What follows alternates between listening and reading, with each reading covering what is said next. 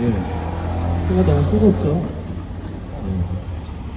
그래서 짧게 얘기해야 될 것 같아요. 얼마나 짧을지 모르겠는데. 그,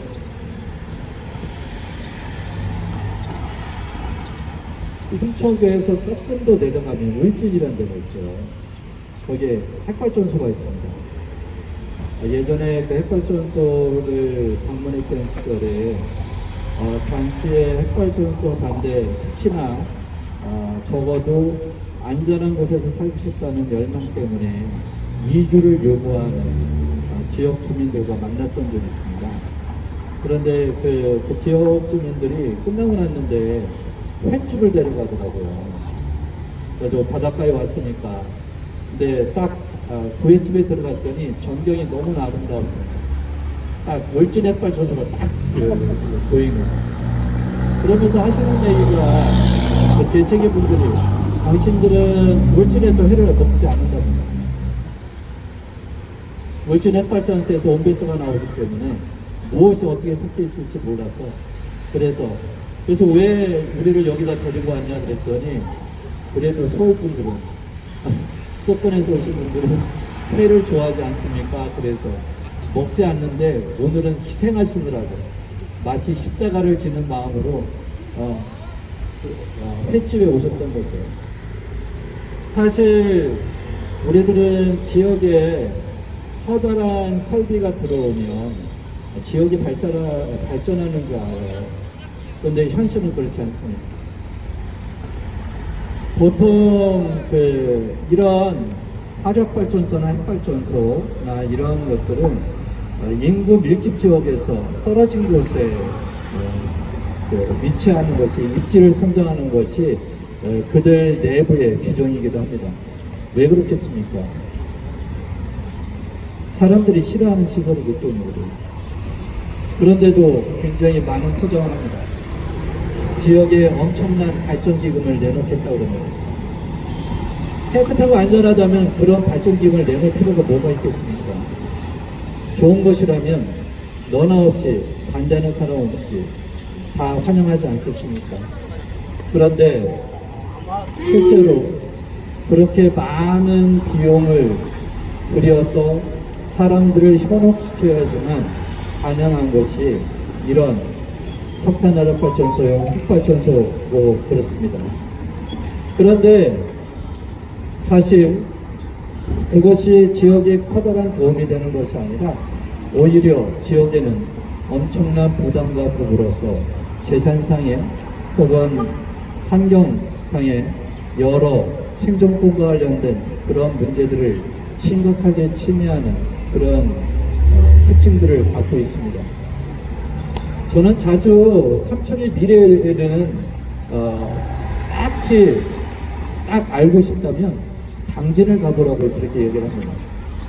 당진 화력발전소를 가면 삼척이 앞으로 10년, 20년 뒤에 어떻게 변할지를 잘 알 수가 있습니다. 당진 화력발전소를 가면 날이 조금만 흐리면 아주 짙은 회색빛의 검은 색깔의 안개가 뜹니다. 앞이 보이지도 않습니다. 당진 화력발전소 옆에 굉장히 엄청난 해변가에 엄청난 규모의 회센터들이 즐비한 해변이 있습니다.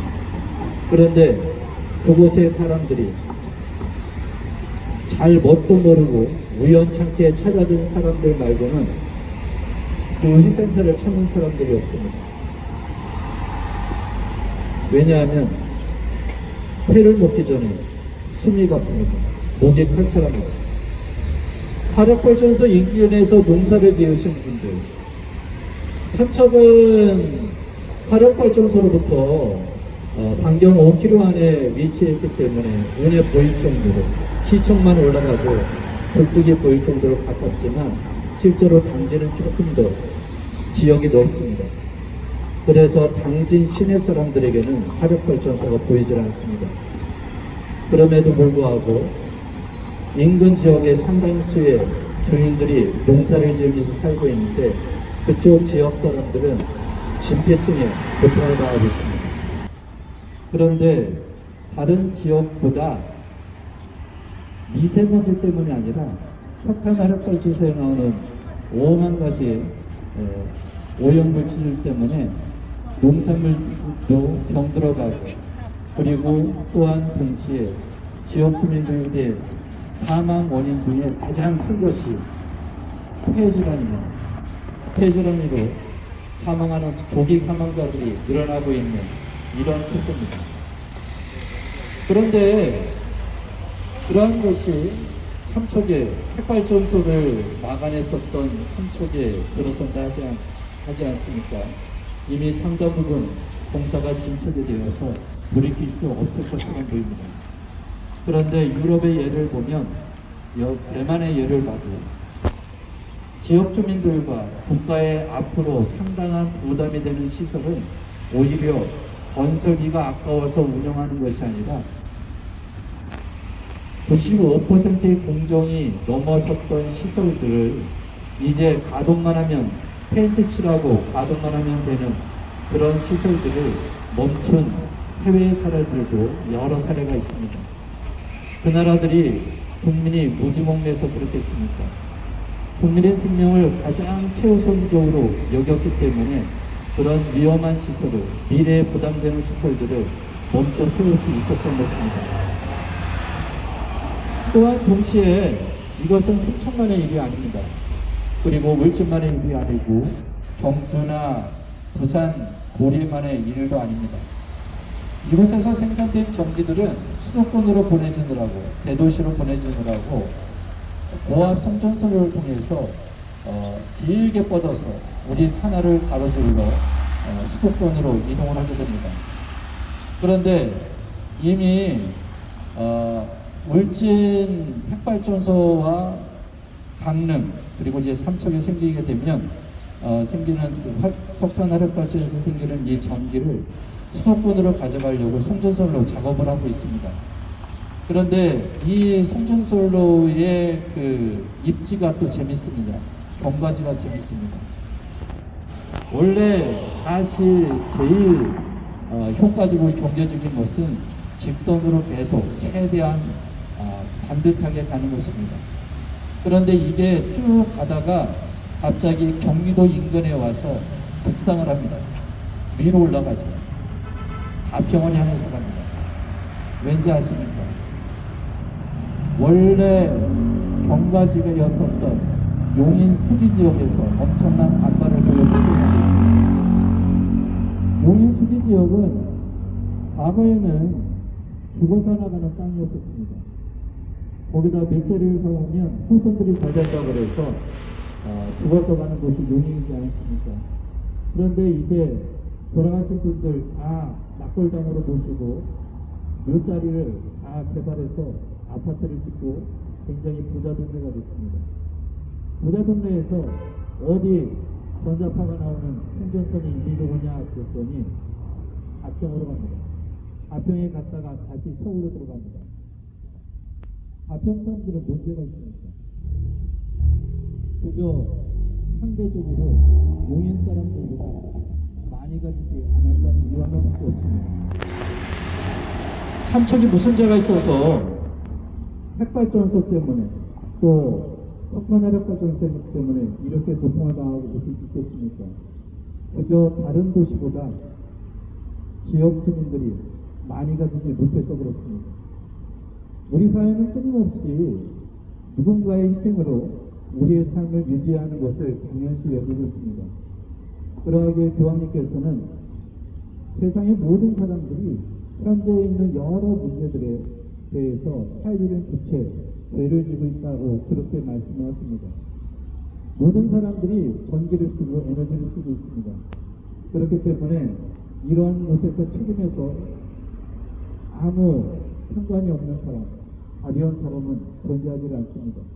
하지만 모든 이가 책임이 있지만 누군가는 무거운 책임을 져야 되고 누군가는 덜 책임을 짓는 이런 구조 안에 있습니다. 삼척 사람들이 뭔 놈의 전기를 그렇게 많이 쓴다고 이런 커다란 발전소들을 자꾸 지으려고 하겠습니까? 사실 강원도는 전기가 흘러 넘치지는 않습니다. 그런데 현재 전기가 부족한 것이 아닌데도 불구하고 앞으로 그러할 것이다라는 그런 예측으로 수도권으로 계속 많은 전기를 만들어 보내기 위해 수많은 지역이 강원도뿐만 아니라 충청도가 그리고 경상도가 전라도가 고통을 당하고 있습니다. 그런데도 우리들은 대승적인 차원에서 국익을 위해서 이것을 받아들여야 된다고 그렇게 얘기를 하고 있습니다. 그런데 힘 있는 사람들이 에너지를 쓰려고 왜 힘없는 사람들이 왜 맨날 양보를 해야 됩니까? 그런데 세상은 그렇지 않은 것이 없습니다. 많이 가진 사람들의 편의를 위해 끊임없이 적게 가진 사람이 희생을 해야 된다고, 참아내야 된다고, 그것이 국익이라고 떠들고 있습니다. 그런데 그렇다 솔직히라도 만약에 이런 시설들에서 생긴 이익이 부스럼이다 삼척 주민들에게만 돌아간다면 참아낼 겁니다. 방독면을 쓰고서라도 살아가야겠다 참아내시겠죠. 그런데 지역발전기금이라고 허위 좋게 내는 얼마 만에 그 잘난 돈들, 그것도 개인에게 돌아가는 돈들도 아닙니다. 그럼에도 불구하고 삼척과 강릉 등 그리고 당진과 서천 등에서 생산된 화력발전소에서 생산된 전기로 모든 이익은 서울에 사는 기업가들의 주머니에 들어갑니다. 힘 있는 사람이 이익을 가져가면서 그것을 마치 공동체의 이익인 것이냐 그렇게 포장을 하고 있다는 것입니다. 요즘 같은 이러한 추세들을 보면 예수님께서 예화로 드셨던 우화로 드셨던 라자로와 부자와 라자로의 비유가 생각이 듭니다. 라자로는 종기초성이 너무나 가난해서 부자의 식탁에서 떨어지는 빵구스럭이라도 먹기를 바랬던 가난한 라자로는 고통만 당하다가 그렇게 죽습니다. 부자는 아무 행동을 하지도 않으면서 그러면서 호의호식을 하다가 죽었는데 부자는 지옥에 가고 고통당했던 라자로는 천국에 간다는 그런 말씀이 있습니다. 그게 바로 정의일 겁니다. 그런데 한번 생각해 보십시오. 수도권에 사는 시민들이 언제 석탄화력발전소에 남의 생명을 위협하면서 만든 그 전기를 쓰겠다고 요구한 적이 있습니까? 정부 당국과 정치인들 그리고 이와 이권에 얽혀있는 기업가들만의 결정에 따른 결과물이 바로 그러한 것입니다. 세상에 어떤 사람들이 평범한 사람들이 누군가를 희생시키면서 호의호식하겠다는 사람들이 어디 있습니까? 그런데 지금 같은 이런 구조는 아주 평범한 사람들을 죄인으로 만들고 있는 이런 구조입니다. 그렇기 때문에 이런 문제에 무관심할 수 없는 것이 교회의 입장입니다. 세상에 주어진 수많은 재화들, 자원들은 누군가의 이익만을 위해서 사용되어지는 것들이 아닙니다. 세상 사람들의 구원을 위해서 당연히 사용되어져야 되는 것이 바로 우리 교회가 믿는 재화의 보편적인 사용 목적입니다. 또한 이것은 모든 사람들의 구원을 위해 그런 방법으로 사용되어져야 되는 것이기 때문에 공동선을 위해서 그렇게 우리는 선택을 해야 됩니다. 그런 측면에서 보면 이곳 삼척에서 벌어지고 있는 일들은 정말로 신앙인이라면 그리고 상식 있는 시민들이라면 목소리를 높여서 거부한다고 하는 소리를 당당하게 내야 되는 그런 내용들이지 않나 싶습니다. 그렇기 때문에 아마도 내일 7분의 주교님께서 이곳이 얼마나 고통당하고 있는 것인지 무엇이 문제인지를 직접 지역 주민들에게 듣고 싶어서 찾아오시는 것일 겁니다. 이러한 것들이 1년에 한 행사처럼 보이실지 모르겠지만 쌓이고 쌓이면서 세상에 커다란 울림이 될 것이고 또한 이것을 교훈 삼아서 또 다른 곳에서 누군가를 희생으로 자신의 삶을 영위하는 잘못된 구조를 바로잡는 계기가 되지 않을까 싶습니다. 오늘 이 순례와 미사를 통해서 적은 것처럼 보이지만 이 작은 목소리들이 세상의 변화를 이루는 또 다른 계기들이 될 수 있도록 함께 기도해 주시고 또 연대해 주셨으면 좋겠습니다. 또한 더불어서 세상을 구원했던 것은 여러 역사 속에서 노아처럼 하느님의 목소리에 귀를 기울였던 사람들의 목소리였다는 사실을 기억하셨으면 좋겠습니다.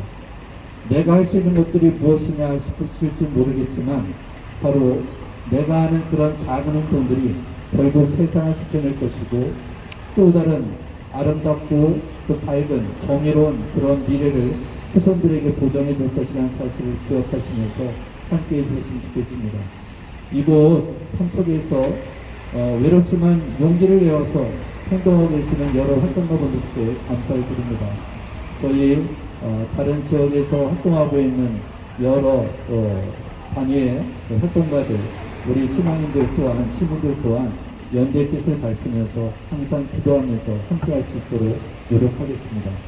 우리 그런 것들을 청하면서 미사를 함께 보냈으면 합니다.